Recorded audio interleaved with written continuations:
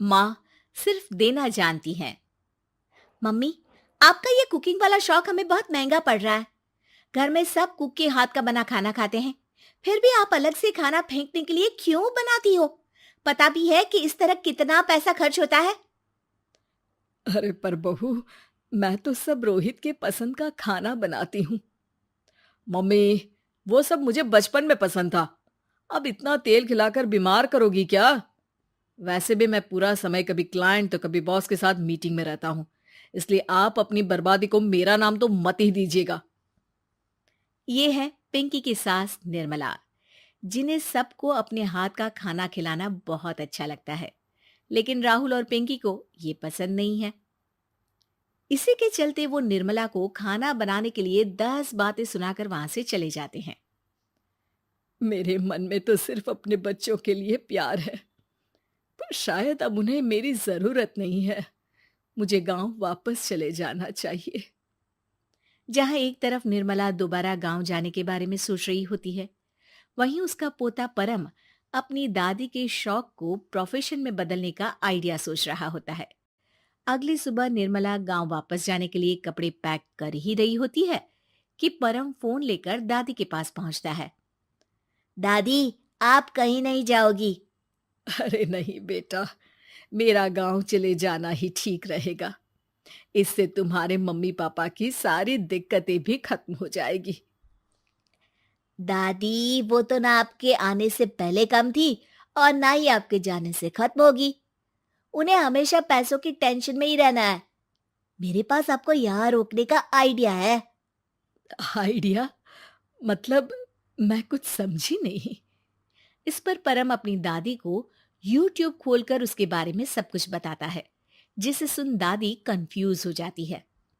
अरे बच्चे, तूने इस बुढ़िया के बारे में इतना सोचा, वही बहुत बड़ी बात है। देख, मुझे ये सब समझ में नहीं आता। तू मुझे जाने दे बेटा। अरे दादी, इसमें कुछ मुश्किल नहीं है। मैं हूं ना हेल्प के लिए। आप बस खाना बनाओ, और पता है, YouTube की मदद से आप अपनी स्पेशल रेसिपी लोगों को सिखा भी सकती हो। अच्छा, ऐसा भी हो सकता है? मतलब, बस घर बैठे मैं दूसरे लोगों को सिखा दूंगी? सिर्फ कुछ लोगों को नहीं, पूरी दुनिया को सिखा सकती हो, और उसके लिए आपको सिखाने के पैसे भी मिलेंगे दादी। इस पर बहुत देर तक दादी को YouTube के बारे में समझाकर आखिर में परम उन्हें कन्विंस कर ही लेता है, जिसके बाद वो गांव जाने का प्लान कैंसिल कर YouTube चैनल शुरू कर देती हैं। हमने ये शुरू तो कर दिया, पर इससे कहीं रोहित और पिंकी को दिक्कत ना हो बेटा।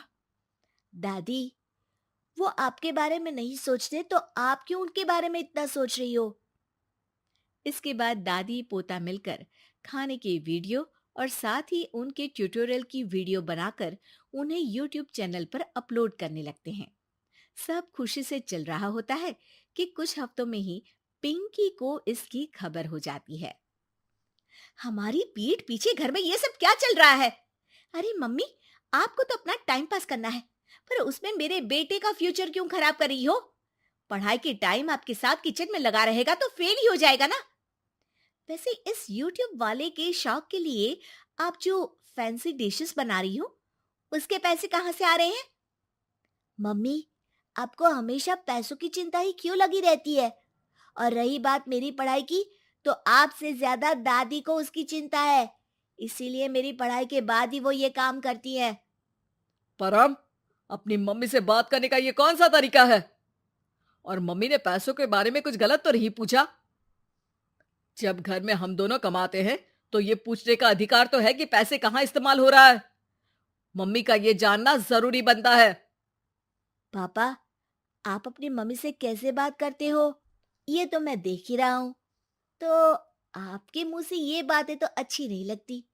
और रही बात पैसों की, तो आप दोनों हर समय मुझसे दूर रहने की कंपेंसेशन में जो पॉकेट मनी देते हो ना, हम उसी से ये सब कर रहे हैं। इस पर परम अपनी दादी को लेकर वहां से चला जाता है, जिसके बाद पिंकी और रोहित YouTube चैनल बंद करवाने की बहुत कोशिश करते हैं, लेकिन परम ऐसा होने नहीं देता। इसी तरह महीने बीत जाते हैं। पर चैनल का कुछ खास ग्रोथ ना देखकर निर्मला निराश हो जाती है। हम इतनी मेहनत करते हैं, फिर भी आज तक मैं तेरा 1 रुपया भी वापस नहीं कर पाई। अब तो रोहित ने तुझे पैसे देने भी बंद कर दिए और तेरी सारी सेविंग्स भी खत्म होने को आई है। बेटा, मुझे लगता है कि हमें ये सब बंद कर देना चाहिए। दादी, यूट्यूब चलने में मेहनत के साथ ढेर सारा सब्र भी लगता है। देखना, कुछ महीनों में सब सिर्फ आपको ही देखेंगे, और अगर फिर भी कुछ नहीं हुआ तो बंद कर देंगे। परम की बात से दादी मान जाती हैं और वो अपना काम जारी रखते हैं। अगले ही महीने पूरी दुनिया में लॉकडाउन लग जाता है, जिसमें सब घर में तो बंद हो जाते हैं, लेकिन साथ ही पिंकी की जॉब चली जाती है और रोहित के ऑफिस में भी ज्यादा अच्छे हाल नहीं होते। लेकिन वहीं लॉकडाउन के असर में निर्मला के सब्सक्राइबर्स और व्यूज बढ़ने लगते हैं। देखा दादी, मैंने कहा था ना, एक दिन सब आपको ही देखेंगे। अब तो आप बस रोज एक वीडियो अपलोड करो और जादू देखो। इसी के साथ लॉकडाउन के कुछ ही महीनों में निर्मला खाने वाली दादी के नाम से सारे सोशल मीडिया पर फेमस हो जाती है, जिस वजह से अब उन्हें यूट्यूब के पैसों के साथ पेड एडवर्टीजमेंट और पेड प्रमोशन भी मिलने लगते हैं।